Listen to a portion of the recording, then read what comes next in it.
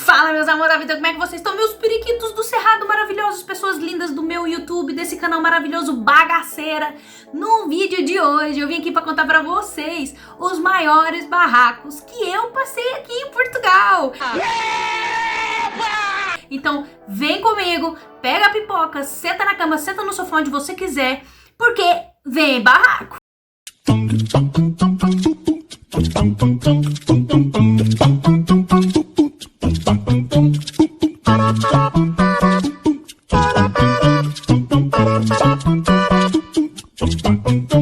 Gente, vou contar pra vocês as situações assim mais barraqueiras que eu passei aqui em Portugal. Eu tô rindo agora, mas na altura eu não ri não, viu? Eu fiquei assim muito chocada, muito perplexa, quase depressiva. Chorei horrores pelas situações que eu passei aqui.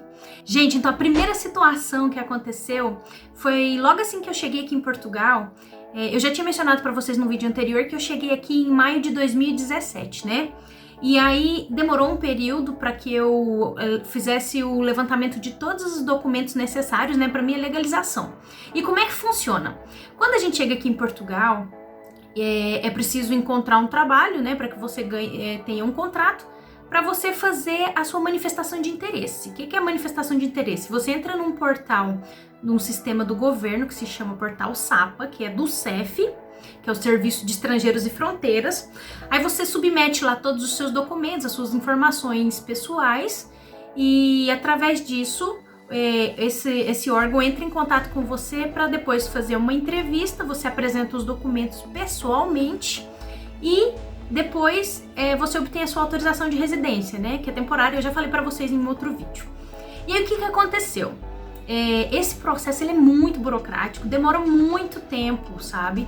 Tipo, depois que você submete os documentos, demora mais ou menos de 6 meses a 1 ano para o governo analisar a sua documentação, e só depois disso libera na mesma página, no mesmo site, libera uma tela para que você escolha uma delegação do CEF, que pode ser em qualquer cidade do país, né?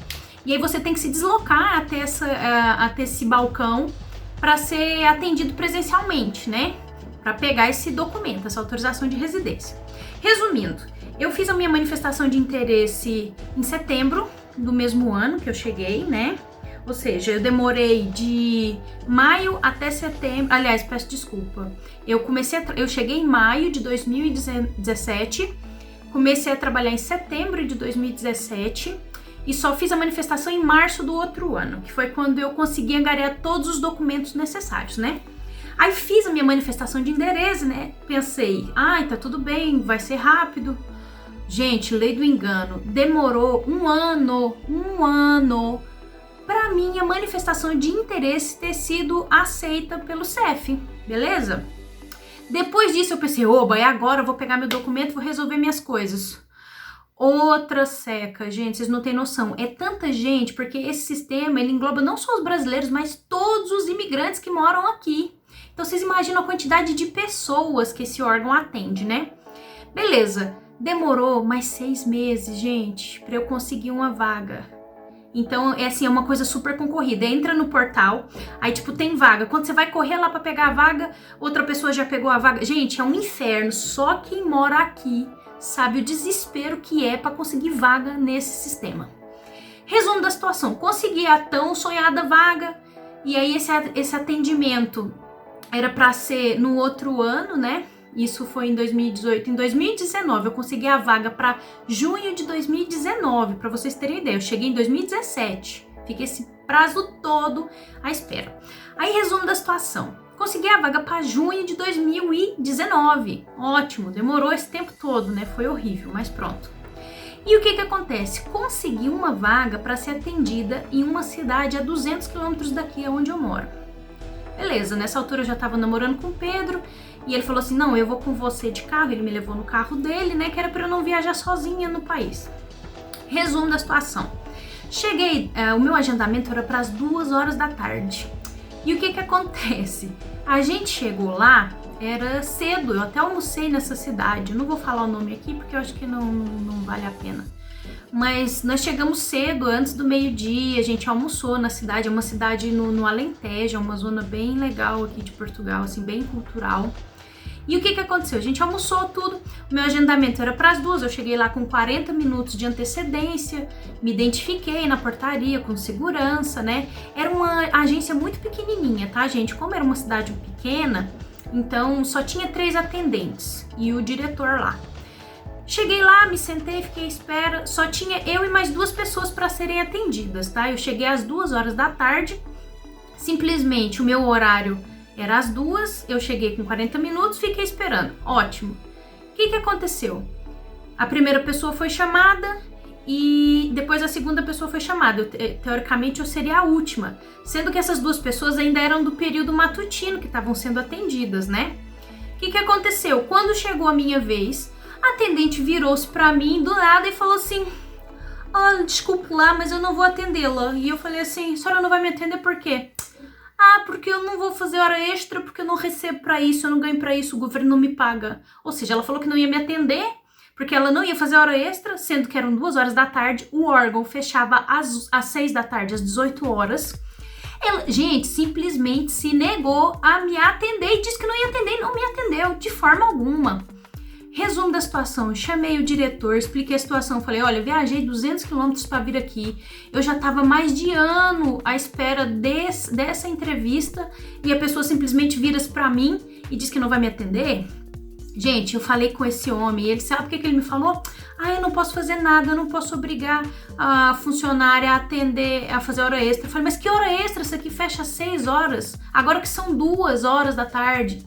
Gente, a hora que eu vi que o homem estava irredutível, a mulher me olhando com cara de nojo, de desprezo, o Pedro já começou a se zangar e eu comecei a chorar.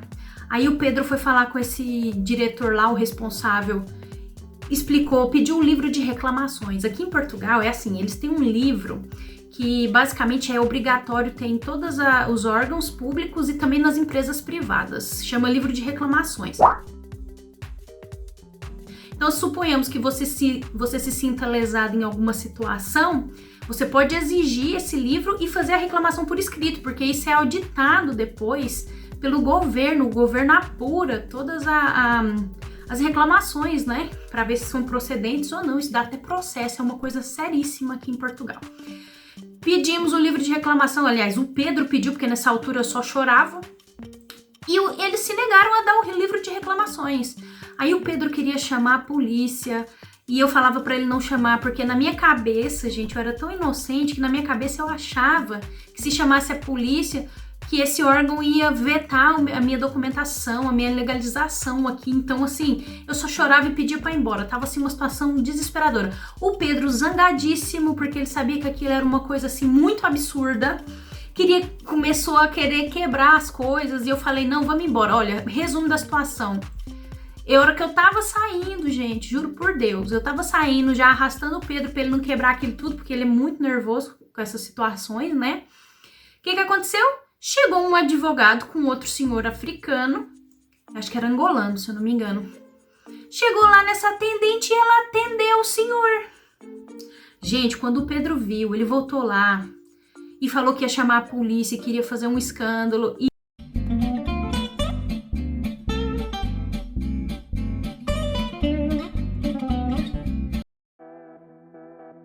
E eu não deixei. Eu falei: olha, vamos embora, isso aqui já deu o que tinha que dar.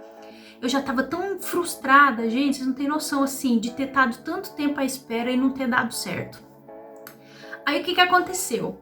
Cheguei em casa, né, pra piorar a situação. No outro dia, eu fui almoçar com a minha irmã, né, ela tentando me animar, ela tava de folga, me chamou pra almoçar com ela. E eu fui almoçar com ela, assim, eles chamam aqui de esplanada, né, num restaurante que tinha as mesas ao ar livre. Gente, eu tava com tanto azar, que vocês não têm noção, que eu fui almoçar com a minha irmã e uma abelha veio por debaixo da minha cadeira e me picou a bunda. Eu fiquei com a bunda, vocês imaginam a situação. Eu era perto do meu trabalho e perto da casa dela, né?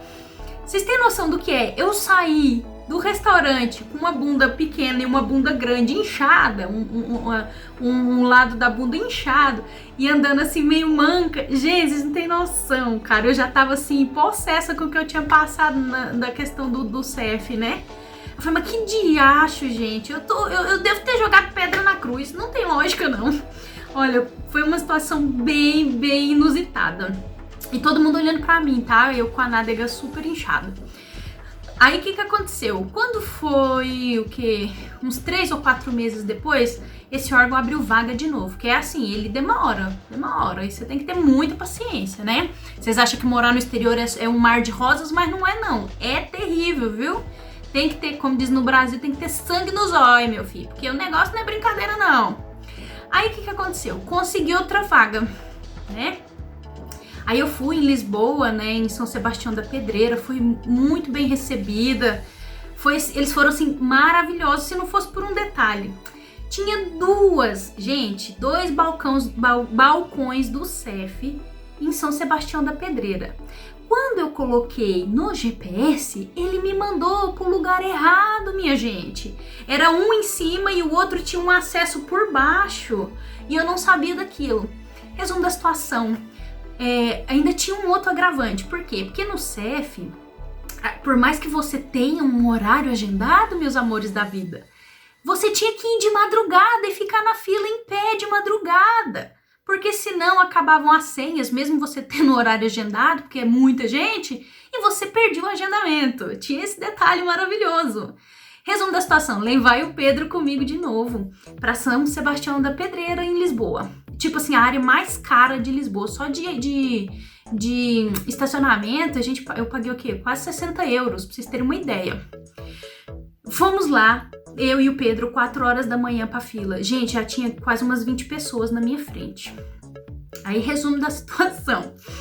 Estamos lá na fila, quando foi mais ou menos umas 8 horas, que era o horário que tava abrindo o órgão, né? Tinha um rapaz na nossa frente, que também era africano, se eu não me engano, ele também era angolano. E ele tava calado, tava com fone de ouvido lá, tal, tava todo mundo na fila de boa. O que aconteceu? Quando abriu os portões, apareceu um outro senhor mais velho e entrou na fila na frente desse rapaz. E na hora o Pedro, né, que é o galizezinho de briga, já se chateou logo, pensou, esse cara tá furando fila. E aí eu falei, não vai mexer com o homem, não, deixa uma pessoa a mais não vai matar, não. Não, que isso tá errado, que ele tá no meu país, que ele tem que obedecer às regras daqui do país. Gente, o Pedro chegou num senhor de 2 metros de altura, e o Pedro tem o quê? 1,60, 1,70? Eu tenho 1,65. O Pedro deve ter por aí 1,72 de altura, o Pedro tem. Não é nesses grandão também, não. E aí, o que aconteceu? Ele chegou, pô, meu, você tá aí furando fila, não pode, não sei o quê. E o senhor tratou ele com ignorância. E aí o Pedro, quando foi revidar pra perguntar, o senhor tratou ele com ignorância, o Pedro foi ignorante também. E começaram a discutir. E o homem queria falar que ele era o tutor. Gente, ele era o tutor do rapaz que tava na nossa frente. Porque o menino era assim, parecia um homenzarrão, sabe? Não parecia que era menor de idade. E ele era o tutor legal do rapaz. Se eu não tivesse intervido, olha, tinha dado uma briga. Aí o que aconteceu? O Pedro discutindo, dizendo que o senhor tinha que respeitar as regras do país e não sei o quê. Gente, do meio pro fim entrou um indiano e tomou as dores do angolano. E ficaram os 3 discutindo. E eu pensei, vai dar porrada aqui. Não tô entendendo. A barraca, eu tive que entrar no meio dos 3 pra apartar a briga. Vocês não estão entendendo que eles iam sair na porrada. Vocês não estão entendendo. Aí o que aconteceu? Simplesmente, eu entrei no meio assim, separei eles e tipo assim, o senhor angolano de 2 metros de altura, o outro indiano de cá, o Pedro daqui. Eu falei, meu Deus, se eu não intervir, vai mesmo sair, vão se estapear. E foi por muito pouco. Aí o que aconteceu? Eu cheguei, dei um sermão neles. Olha, do meio pro fim, o sermão foi tão bem dado que eles estavam pedindo desculpa uns pros outros e eu ainda fiz eles se abraçar. Não tem quando você faz menino, irmão, que briga, se abraçar e pedir desculpa? Ainda beijo seu irmão, se você não quiser apanhar mais. Fiz eles se abraçarem e pedirem desculpa uns pros outros. Vocês não estão entendendo, assim. Eu sou quase uma super nani aqui dos estrangeiros. Aí, o que aconteceu? Aí deu tudo certo. Quando eu cheguei na porta, gente, que o guarda me falou que não era lá, eu falei, ai meu Deus, olha, foi uma decepção, um desespero. Aí ele falou assim, não, mas é aqui perto, você corre e desce ali e vai ali. Gente, eu e o Pedro, eu tava de salto. Eu com o Pedro, eu com uma mochila cheia de documento, uma maleta cheia de documento, saímos correndo no meio do centro de Lisboa a pé, deixamos o carro estacionado, fomos correndo a pé, ele me puxando pela mão assim, parecendo uns loucos, pra mim não perder o horário do outro. Aí descemos assim pra uma rua subterrânea, gente, vocês não estão entendendo. Aí o que aconteceu? Eu cheguei lá, fui atender, né? Na hora do atendimento, foram maravilhosos e tal. Eles têm que pagar, né, gente, a multa. Pelo prazo que eu estive aqui antes de ter a autorização de residência, que eles falam que é tipo ilegal, né, mas não é ilegal, você tem que pagar uma multa. E aí, cheguei lá pra pagar a multa, gente, e eles só aceitavam dinheiro trocado. Não aceitava máquina de cartão. E eu tinha dinheiro e tinha dinheiro no cartão, que eu sou uma pessoa precavida. Mas o que aconteceu? Não tinha máquina de cartão nesse dia, tava avariada, como eles dizem aqui, que é estragada, né? Não tava funcionando, não tava operacional. E eu tinha o dinheiro, mas o dinheiro não tava trocado. Foi 357,46 €. Ainda tinha esses quebrados. Gente, o Pedro saiu correndo de lá de dentro com o meu dinheiro, foi num café pra trocar o dinheiro, aí a pessoa do café não quis trocar o dinheiro, ele teve que comprar um suco pra trocar o dinheiro. Gente, foi assim uma coisa surreal, coisa de filme de comédia. Depois ele voltou correndo, paguei lá, deu tudo certo, peguei o documento, maravilhoso, olha, super feliz, né? Só que o que acontece? O documento, esse primeiro, só tinha validade de 1 ano. Agora eles alteraram a lei, né? Agora o primeiro tem validade de 2 anos. Mas só tinha validade de 1 ano. E aí esse prazo passou assim. E o que acontece? Chegou a data de renovar o documento, eu consegui um agendamento aqui para Setúbal, que é uma cidade a 11 quilômetros da onde eu moro, né? É uma cidade maravilhosa, que é onde vocês veem aí quando tiver stories ou vídeos na praia, é nessa cidade. Resumo da situação, era para eu renovar o meu documento para ir no Brasil, porque eu precisava tratar de uns assuntos jurídicos aí e renovar a minha habilitação que estava vencida, porque a habilitação de Portugal é vinculada com a do Brasil. Então, para eu ter a daqui, a daí tem que estar válida. Resumo da situação, estava agendada, né? Aí veio a pandemia, gente. E o meu agendamento era para abril de 2020. E a pandemia veio em março. Aí o país fechou, entrou em lockdown, né? Aí quando foi em abril, eles voltaram com atendimento por marcação. Mantiveram as pessoas que estavam agendadas, né? E eu era uma delas. Só que eu, na minha burrice, na minha santa ignorância, um dia antes do meu agendamento, eu com aquela ansiedade, porque eu precisava ir no Brasil, eu precisava da autorização de residência válida, porque senão eu não conseguia sair do país. Se eu saísse, eu não conseguia entrar, né? E eu tinha prazo para resolver essa questão da habilitação aí do Brasil, porque senão eu perdi aqui de Portugal. Olha, tava mesmo uma situação tensa, muito tensa.